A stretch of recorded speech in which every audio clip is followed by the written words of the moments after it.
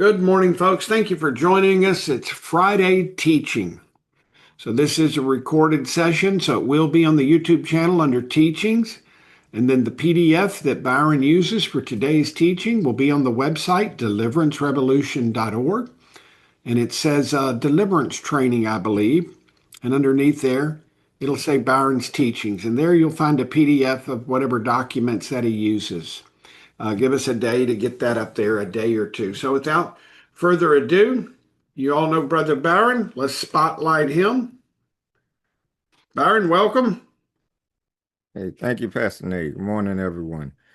So yeah, let me switch over to the document before we start. Okay. Yeah, so for today's teaching, we're going to take I want to say deep dive, but just a still brief look at the life of Saul, who was Israel's first ruler. And we're going to see through his lifetime that through fear, the enemy got to him and completely changed his thought process and mindset, which then led to his downfall, which then also opened up the door to David being used as Israel's next ruler. So I have it here where he was a good example of how unrepented sin leads to an open door for the enemy to then continue to influence a person's thinking, which then leads to more sin. So we're going to observe the timeline of sins that Saul performed during his rule, and it'll show us how unrepented sin just leads to more hardship that could have been avoided. So before we get into the timeline of sins, we're just going to take a brief summary of his anointing and how he became the ruler. So for this teaching, all the verses are going to be in 1 Samuel. So in 1 Samuel chapter 8, a few of the Israel elders pleaded to the prophet Samuel about wanting a physical king or a physical ruler after Samuel's sons, who were judges, abused their titles. They were bribing, they were abusing people, just completely abusing their title as judge. So Israel then saw all the neighboring tribes and tribes and other nations that had physical kings, and they wanted someone physical to lead them. Now, mind you, all during this time, before this time, Israel had God and the prophets leading them. So it's later on in the chapter, God even acknowledges it. He says that, "Oh, Samuel, let Israel make this decision. They're not rejecting you, they're rejecting me, even though I was their ruler and I'm still their ruler throughout this whole time since Egypt." So, as such, God told Samuel to honor their choice. Samuel warned them that the ruler would take from them a tenth of their finest fields and livestock, and he would also make their sons soldiers and daughters cooks and bakers. So essentially changed the whole class system, if you want to call it, the roles that the people of Israel would have, instead of them just being able to live off the land and being able to protect themselves. They then would have to develop a military and develop more roles for their daughters. So God told Samuel to accept the request, since, like I mentioned before, they weren't rejecting Samuel, they were rejecting God in verses 6 through 8. So right after this happened, Saul, who was still young at the time, he went to a town called Zuph with a servant because earlier that day they lost a few donkeys. God told Samuel the day before that Saul was coming down to the town and Samuel should consecrate him. So Samuel saw Saul, he brought him up to the temple or wherever he was and fed him dinner. And he explained to him why he was anointed or will be anointed. And the next day, Samuel anointed Saul and told him that he would have 3 signs afterwards that would prove that God anointed him to be king. The first one was 2 people that would have the missing donkeys, 3 people giving him bread and prophesying with a group of prophets in another town. Before the Spirit of the Lord would come upon him in Gibeah, and he would prophesy with the prophets coming from the temple there. Samuel then called the tribes to Mizpah, and Saul was chosen as king when they casted lots. So first they casted lots to find out which tribe the king was at, and then they casted another set of lots to find the family in that tribe who would have the king. After Saul was anointed, he would then fight Nahash and the Ammonites to deliver the people of Jabesh Gilead. So that was his first real battle. Now we're going to get into the timeline of sins that eventually led to Saul's downfall. The first one, and this was in chapter 13, was that Saul made a burnt offering when he didn't wait for Samuel. So the context for that was Saul was planning to attack a Philistine outpost with 2,000 men, and he called for the rest of Israel to help him. But then once Saul and the Israelites saw the number of the Philistine army, most of the Israelites became afraid and ran off. Now, going back to chapter 10, verse 8, Samuel told Saul to wait for him for 7 days before they made an offering to the Lord during this time. Now, when the 7 days passed, more of the army started to get discouraged and they started to leave Saul. And when Saul saw that, he decided on his own to make a burnt offering. Now, they don't say the span of time between that and when Samuel came, but you can probably guess that he did the burnt offering and then Samuel came the same day and he showed up asking why Saul did that without him. Saul gave the answer because he thought the Lord abandoned him and he performed the offering out of fear, which in that chapter was verse 11 through 12. But Samuel said, "What have you done?" Saul replied, "When I saw that the army had started to abandon me and that you didn't come at the appointed time, that's when the Philistines had assembled in Michmash. I thought, now the Philistines will come down on me at Gilgal, and I have not sought the Lord's favor, so I felt obligated to offer the burnt offering." Now, in other translations for that last part, some of them say, "I forced myself." Others say, "So in my anxiety, I offered."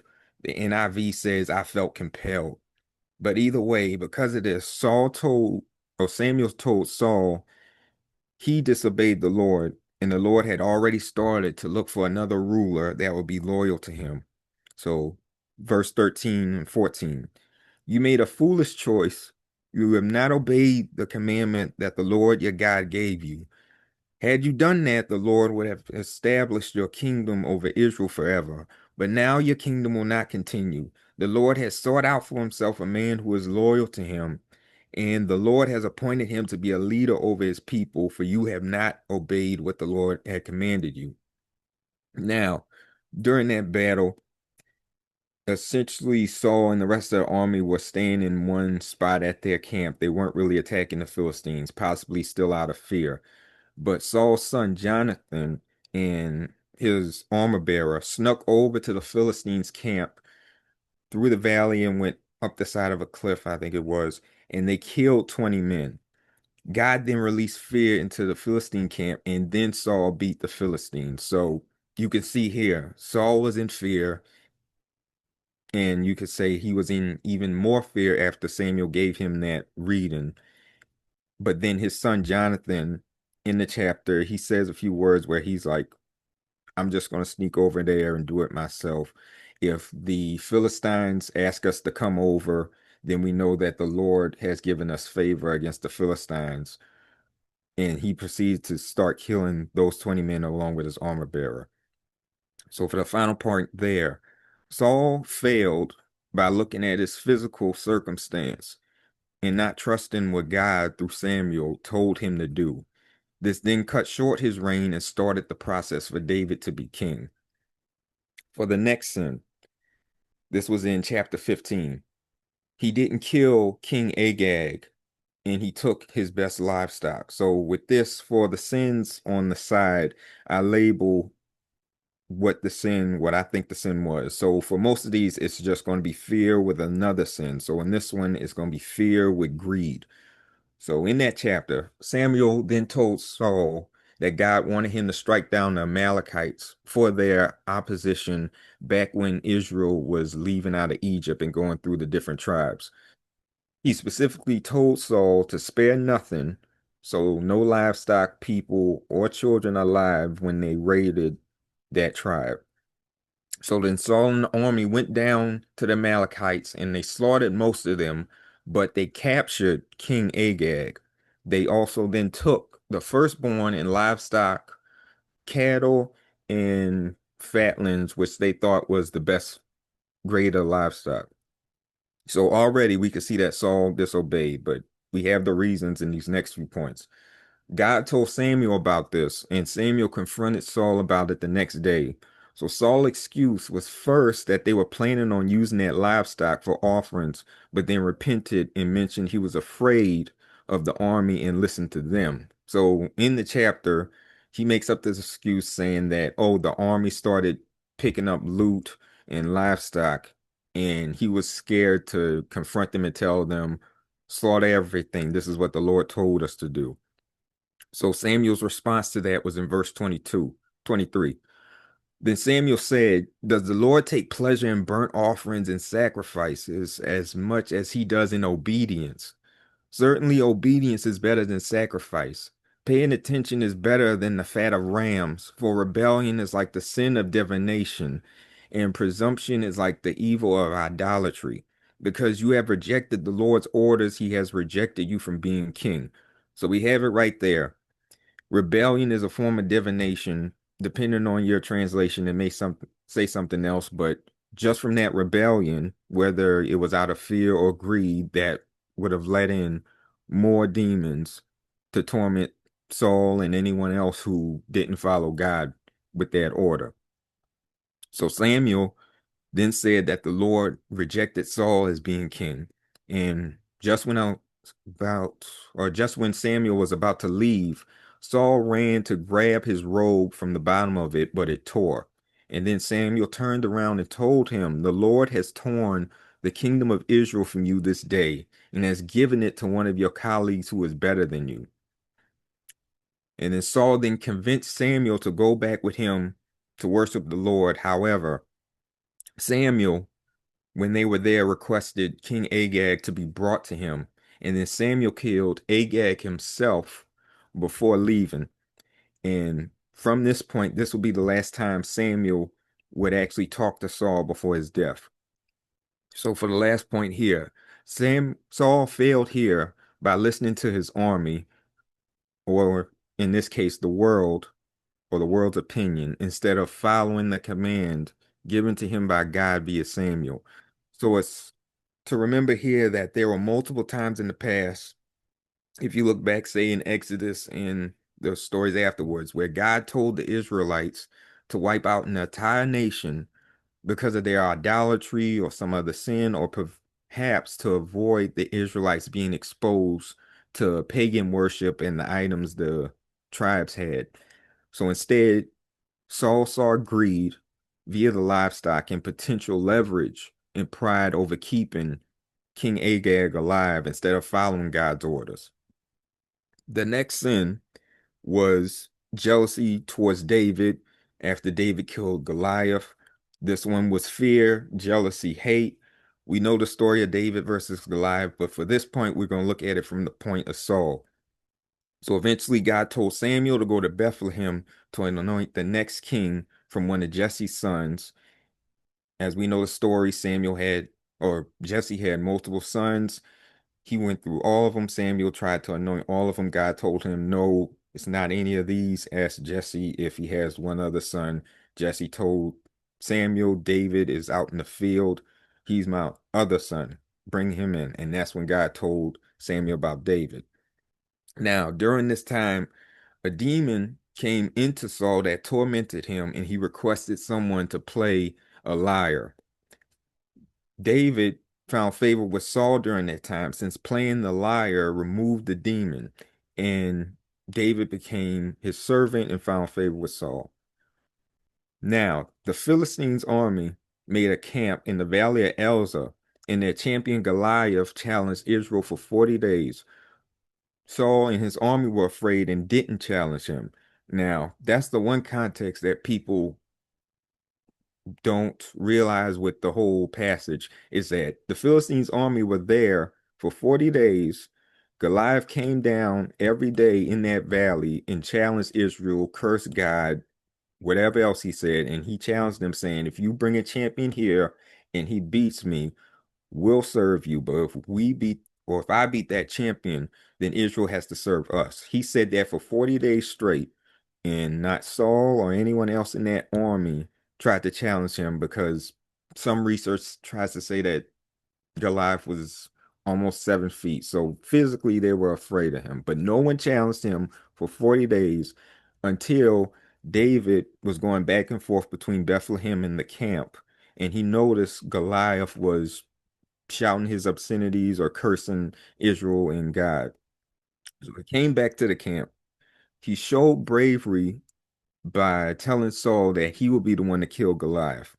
Now, mind you, through my research, which we're going to talk about here, David was, some people give the range of like 15 to 17 years old. So he wasn't even an adult yet. And he had more bravery than Saul and most of that army who saw Goliath. And of course, we know the story then. Saul tried to give David his armor, but the armor was either too big. So David just went down to the water and grabbed the stones. He went down to the valley. He slew the stones at Goliath's forehead and toppled him. Then he beheaded him with Goliath's sword. And in chapter 18, after Saul's conquest against the Philistines, the Israeli women started playing instruments when they came back to the town, and they sung a song with the lyrics, Saul has struck down his thousands, but David his tens of thousands. For whatever reason, just this one lyric made Saul jealous. Again, Saul would have no reason to be jealous of a teenager who killed Goliath, which him and his army should have did in the first place. Maybe if they killed Goliath, we wouldn't even had the lyrics in the first place. And even though David would have had favor with Saul, he wouldn't have had essentially more of a spotlight with the Israeli people if Saul in the army actually fought Goliath. So Saul, from that point on, some would say hate, some would say jealousy. He then attempted to kill David through the rest of the book, with the first attempt was throwing a spear at him while he was playing the lyre back in chapter 18, verse 10 and 11. And then he convinced David to be a soldier, thinking that, oh, if David is out in the field fighting the Philistines, eventually the Philistines are going to kill him and I'd be dealt with him. He then told David that if he wanted to marry Saul's daughter, Micah, I think her name was, that he would have had to kill 100 Philistines and then take their foreskins, I guess, as a proof of strength. But of course, David had favor with God after he was anointed. David would then kill 200 Philistines. So from that point on, Saul realized that God was with David, and yet he continued to have jealousy towards him. Again, the main point with this one was fear, but also it became jealousy when somebody else did what Saul and his army should have did in the first place, instead of looking at the physical circumstance of seeing some 7-foot person in front of you, but instead of realizing that you're favored by God and you should have fought him anyway. But let's keep going. Continue on. The next sin was chasing after David and lying multiple times afterwards. So this was jealousy, lying, anger, and murder all throughout this passage. So in chapter 19, Jonathan confronts Saul about his hatred or jealousy towards David. And then Saul takes an oath stating that David would not be put to death. This is verse 6. Now, keep that in mind. Then in verse 9, another evil spirit went into Saul, and he attempted to kill David again with the spear, just like earlier when David was playing the lyre. He tried to throw the spear. But this time, David ran away first to his home with his wife, and then to the town of Ramah where Samuel was seeking advice. So we fast forward to chapter 20. Saul got angry at his own son when Jonathan told Saul that David went to Bethlehem. Saul tried to convince Jonathan that David would be removing their bloodline. So essentially lying and instigating, as we see in these next few verses. So it's chapter 20, verse 30, 31. Saul became angry with Jonathan and said to him, "You stupid traitor, don't I realize that to your own disgrace and to the disgrace of your mother's nakedness, you have chosen the son of Jesse. For as long as the son of Jesse is alive on the earth, you and your kingdom will not be established. Now send some men and bring him to me, for he is good as dead." So insulting his own child about this, just when he's in this full spirit of jealousy. When Jonathan asks what David did to make Saul angry in the first place, Saul threw his spear at his own son. Jonathan then told David in secret about Saul's anger, and David left for the town of Naioth. Can't really explain that one anyone further. Now, through his jealousy and anger, Saul is now attacking his son, all because legitimately Jonathan was asking what was the reason for your anger, for your jealousy. But let's keep going. Saul ordering priests to be executed. So obviously this is murder, but this is also wrong because these were God's priests. They weren't soldiers. They weren't murderers or anything. They weren't pagans. These were God's priests, and he ordered them to be killed. So in chapter 22, David went to the priest Ahimelech in Nav to indirectly get supplies while on the run. So in that passage, David told Ahimelech that, "Hey, Saul sent me on a mission here. I need supplies." When in actuality, David was still on the run and he just needed supplies, food, and weapons. Now, during that time in that city, Doeg the Edomite was detained in Nob at the same time and saw David there. A few days later, Doeg was released and he was with Saul and his men. And Saul accused the rest of his servants of helping David since no one found any clues or no one found him. Doeg then stated that he saw David with the priest in Nob, and then Saul and his men went there. Saul accused Ahimelech of helping David, yet Ahimelech was innocent of the whole situation and knew nothing about where David would go next. Saul then commanded his servants to kill Ahimelech and the rest of the priests, but they refused. However, Doeg obeyed and killed 85 of those priests. So whether you want to consider it indirect or direct, Saul killing priests obviously was a sin, but it was a major sin since they were all God's priests and they were innocent. Next one was Saul still pursued David even after being spared. So it was jealousy and listen to the world or listening to man. So in chapter 24, David had the opportunity to kill Saul when Saul went into a cave to relieve himself. Instead, David cut a piece of Saul's robe and waited for him to leave the cave before confronting Saul. So for David's context, he was still on the run and in one of the other towns, he gathered a following of people. And in that cave, it wasn't just him, it was a few of the other followers, and they were convincing him that, oh, in this situation, the Lord has given you favor. You can kill your pursuer and be done with all this. But then, David showed mercy. Saul left the cave, and then David waited for him to be a few paces away before confronting Saul about it. So Saul realized that David showed him mercy, and he promised David that, well, right. So first, David swore he wouldn't kill Saul's descendants, and then Saul promised that he wouldn't kill David or pursue David anymore. However, in chapter 26, David had another opportunity to kill Saul. Saul was told by the Ziphites that David was in the Ziphites' town or city, and he was there with 3,000 men. Now, why would Saul continue to pursue David if he was spared back in chapter 24, and he even told him that he wouldn't pursue him anymore? Perhaps he still had jealousy and he was just listening to the people. That's my assumption. So David and Abishai snuck into the Saul's camp at night while Saul was sleeping, and Saul had his spear near his head.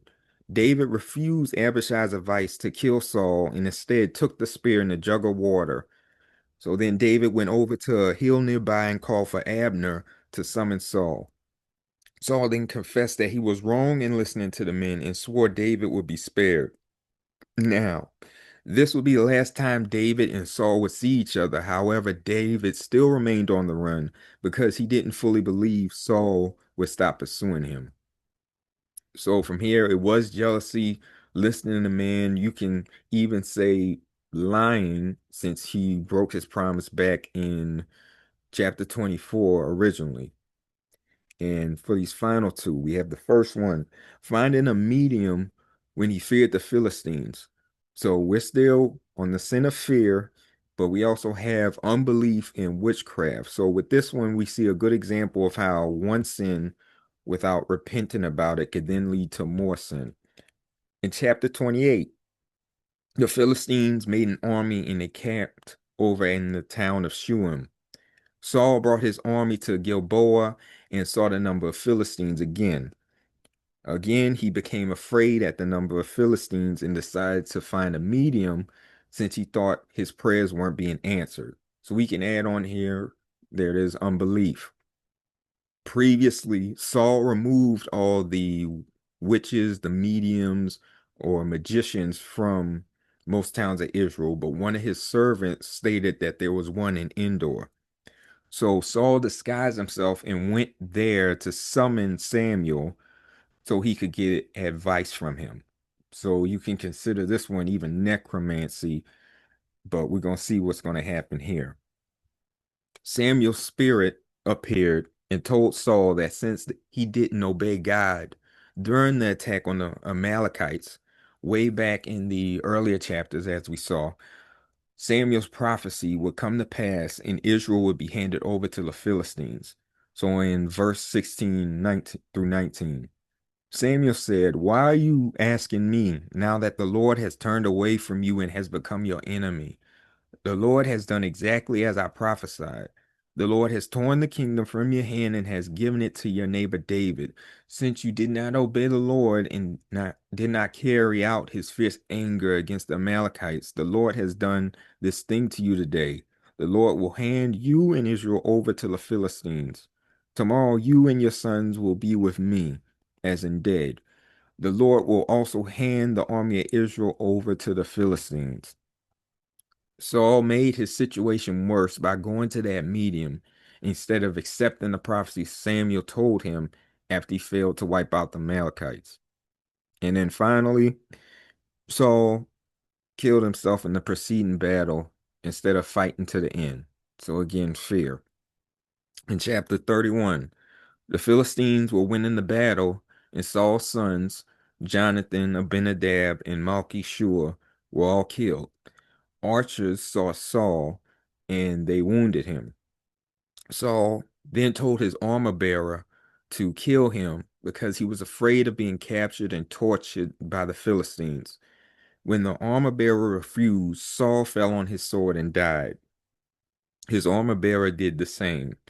The Israelites in the valley fled their cities once they realized Saul was dead, and the Philistines then occupied those cities. The Philistines found Saul's corpse, placed his armor in one of their pagan temples, beheaded Saul, and hung the corpse on the city wall at Beth-shan. And then Israelites from Jabesh Gilead traveled at night to retrieve Saul and his sons' corpses, to burn them and give them a proper burial under a tree in Jabesh before fasting for 7 days. Now, from all that, Saul's downfall started after he decided to give in to fear and perform the offering without Samuel. When he failed in following God's order, God searched for another who would follow him. So it's possible to suggest that the fear of the Philistines back in chapter 13 was the open door that allowed the demons to torment Saul, which then brought more fear, since Samuel told him someone else would be anointed as king. Jealousy towards David only made matters worse since God gave David favor. So we can apply all this to our lives to recognize when a situation of hardship from the enemy is trying to give us fear or any of those other tactics we talked about a few weeks back. Very rarely, any decision made in fear is the correct decision. If Saul perhaps waited on Samuel and by extension God, it's possible that his reign would have lasted longer and the story or book of First Samuel would have been different. If you're in a situation where you start to recognize you're in fear, stop, recognize this is the enemy, and then focus on God instead of trying to make a decision on your own. So that is the end of the lesson. Thank you for listening. That's some teaching right there. That's a lot of work. So everybody, please clap, appreciate it. There's a lot of prep that goes into that kind of lesson right there. Thank you very much, Byron. Byron's teachings are always very straightforward, leave very few questions, but Byron opens the floor.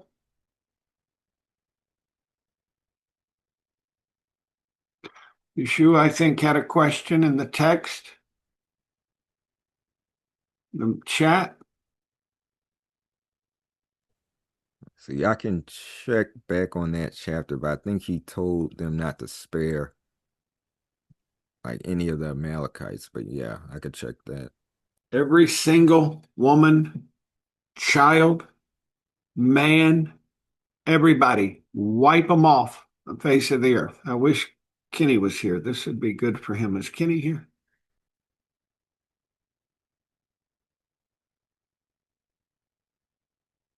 How's that strike you, Yeshua? I don't know what to say. I mean, it's the Lord's will. I don't know. I don't know what to say really about that. It kind of like shocked me a little bit because I thought God loves all children, but So it'd be his will to kill children? Is that the God we serve? I don't know. Maybe I don't understand. I don't understand it, you know. I know you don't. That's why I'm bringing up. I don't understand it. That's why I say I don't really know what to say. But maybe I read it wrong, but I don't know. You didn't read it wrong. He did it with several people. Byron, do you want me to answer that or? Yeah, you can answer it, but yeah, it's the Old Testament where if there was a tribe that did not worship God or were worshiping somebody else, God wanted them wiped out. But yeah, go ahead, Pastor Nate. Go, correct answer, but goes even deeper. Terminator, you may want to get some of this. I can't see your background. It's blurry, so I don't know if you're in the room or not, but you may want to share this with Kenny. Are you able to focus, Terminator? So we're studying Saul, and the Lord had instructed him with the Amalekites, but he'd also done it with Joshua and Moses to wipe out everything, every child, woman, man, old people, wipe them off the face of the earth, even their animals. Does that strike you as weird? Yeshua asked, well, that's a little weird. I mean, I don't know what to think. Maybe it's God's will. I said, no, it's not his will. All right, raise your hand if you're good and intrigued by this, because it's one of the things that non-believers use all the time. Yes, And I've heard the answer is extremely obvious to me, but maybe the Lord just told me. Let's go to Genesis 6. Genesis 6. The wickedness and judgment of man. Now it came to pass when man began to multiply on the face of the earth, and daughters were born to them. The sons of God, angels, watchers, saw the daughters of men that they were beautiful, and they took wives for themselves of all they chose. Another translation says angels went into them. So whether the angels took the form of men, maybe they were shapeshifter type, maybe they possessed men, they went into the women. Okay, and took all they chose. Hold that thought. Verse 3, and the Lord said, my spirit shall not strive with man forever, for he is indeed flesh, yet his days shall be 120 years. So that's when he changed it to our body. This is a scientific fact. This is irrelevant, a little bit of a rabbit trail, but we're capable of living 120 years in these bodies. Back then they could live 900, 1,000, 600, 700, but let's don't go down that. Verse 4, there were giants on the earth in those days, and also afterward, when the sons of God came into the daughters of men, means intercourse, and they bore children to them. Those were the mighty men who were of old, men of renown. It's my personal belief that things like Hercules and those giants in Greek tales, well, they're not fables. What do they call that? What's the word they use? Greek mythology. Mythology. Are not myths. I believe it's real. Newt, the half horse, half man, I believe is real.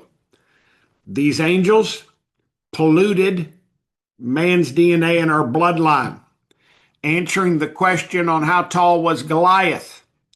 If you look at the Masoretic text, using it describes 6 cubits and a span, which is approximately 9 feet, 9 inches tall. That's using an 18-inch cubit. However, there are earlier versions in the Septuagint, and some of the Dead Sea Scrolls give a shorter height, 4 cubits in a span, which would be 6 feet 6 inches, which that's where Byron's getting the 7 feet from. I believe 9'9", and I'm going to qualify why I believe that. All right, let me stay on focus. Back to Genesis 6. Then the Lord saw the wickedness of man was great in the earth, and that every intent, every single thought of every single person. It looks like we lost the Terminator. Doggone it. I wanted her to be able to share this with Kenny. Oh, there she is. Every intent of the thoughts of his heart was only evil continually. Now, Byron, I'm kind of stealing it here, but I figured you'd be okay with that. I mean, look, because I don't know how many questions I got, and this came from your teaching. I wouldn't be teaching on this without your teaching. Did I turn the recording off? I don't know if I did or not. We'll keep going. Yeah, it's recording. And the Lord was sorry that he made man on the earth, and he was grieved. So the Lord said, I will destroy man. Now keep these statements in mind. I will destroy man, who I have created from the face of the earth, both man and beast, creeping things, the birds of the air, for I'm sorry that I've made them. And he had one man, Noah, that found grace in the eyes of God. I'm assuming his 3 boys, but I don't know about his wife. So there was one man that didn't have polluted Nephilim blood that we know. And maybe, hold that thought, maybe his sons. So we talked about how tall Goliath is. All right, now some of you may be thinking, well, what does that have to do? That's before the flood, and David is after the flood, Pastor Nate.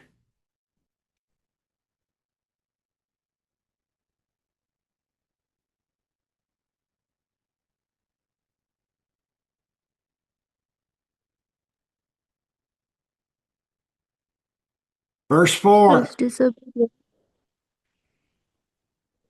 Verse 4. Yeah, I couldn't get, this is as organized as I could get on the short notice. There were giants in the earth in those days, and also afterward. Afterward means after the flood. So God wiped out all these Nephilim from polluted bloodline and giants. But somehow after the flood, there were still more.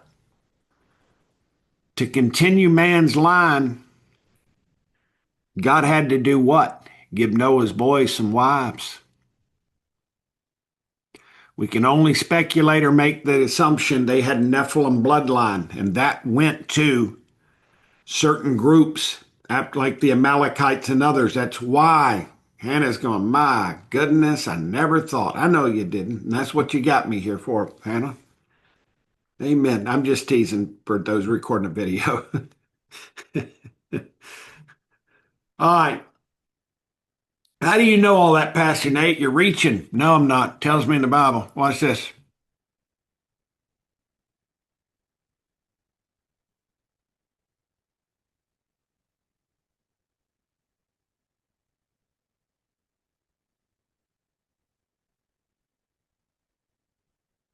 Okay, let me find it.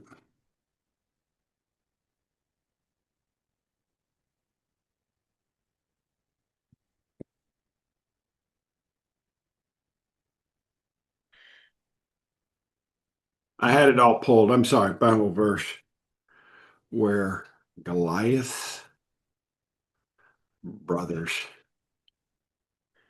had 6 fingers.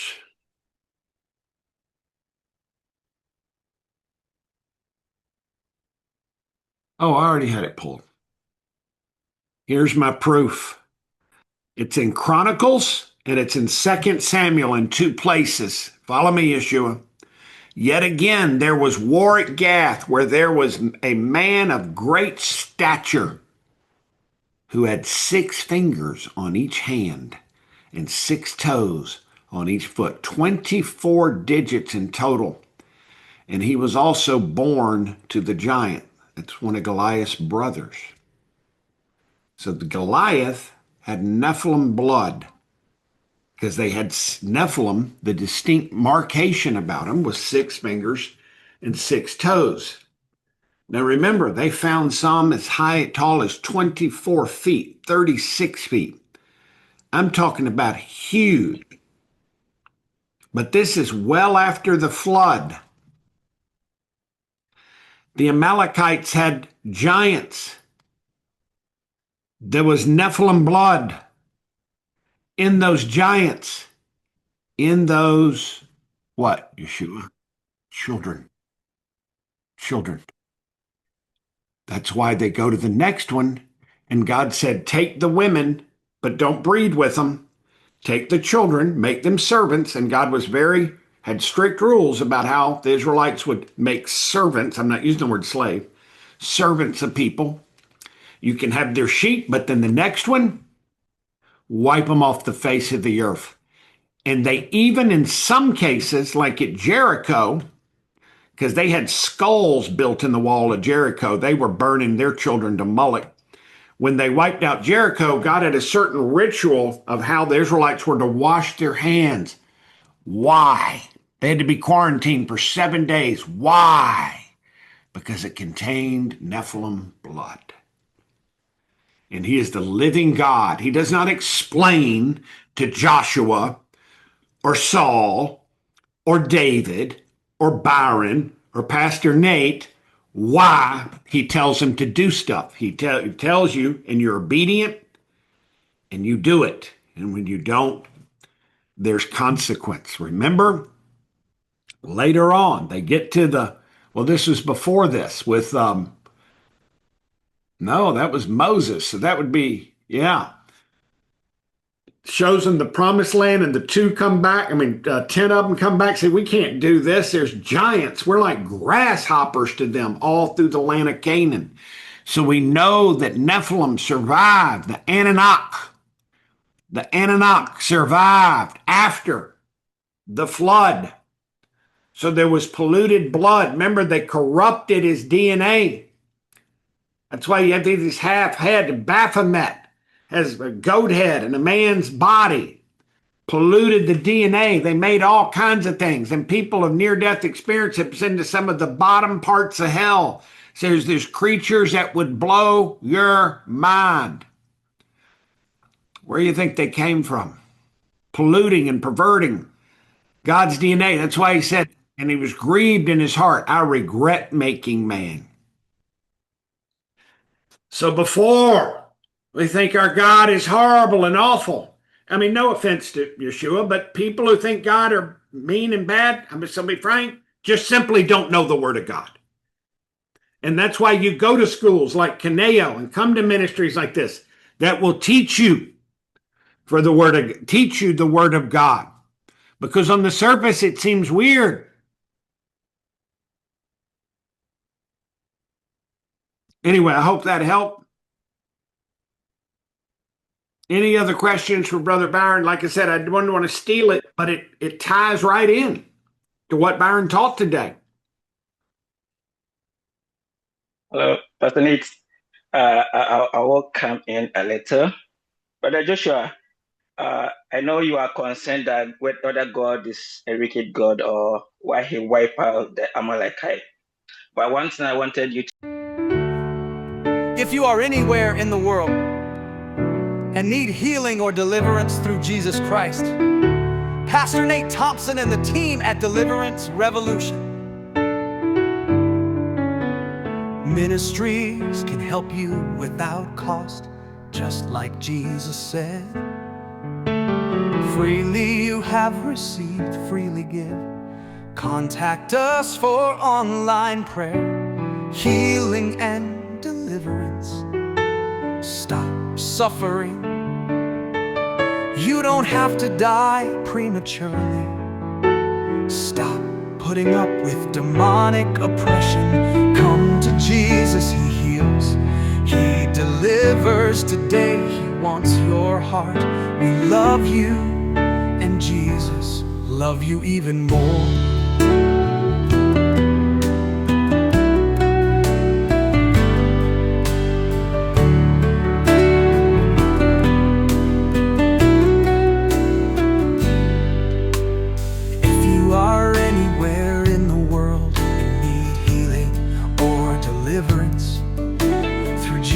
Christ, Pastor Nate Thompson and the team at Deliverance Revolution Ministries can help you without cost, just like Jesus said. Freely you have received, freely give. Contact us for online prayer, healing and deliverance. Stop suffering. You don't have to die prematurely. Stop putting up with demonic oppression. Come to Jesus, he heals, he delivers today. He wants your heart. We love you, and Jesus loves you even more. You even more. You even more.